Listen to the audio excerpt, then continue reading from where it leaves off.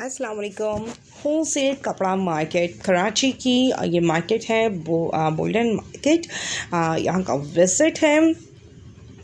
ये जो market rate है इस रेप्लिका का वो 5000 है, लेकिन हमें जो होलसेल पे जो मिल रहा था ये जस्ट 39 में हमारे साथ इनकी डील हो गई थी।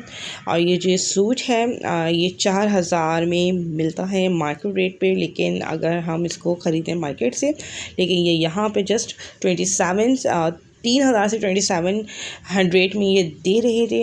ये बहुत ही खूबसूरत 12 कलियों की फ़्रॉक थी, और ये जो अवेलेबल थी ये भी हमें 28 और 27 में दे रहे थे, और इसकी जो मार्केट वैल्यू है वो काफ़ी है। और ये फ़्रॉक 5000 की फ़्रॉक है मार्केट में, पर ये हमें मिल रही थी बहुत ईज़िली 2000 और 25,000 के अंडर में। ओके, और ये सूट भी है बहुत ही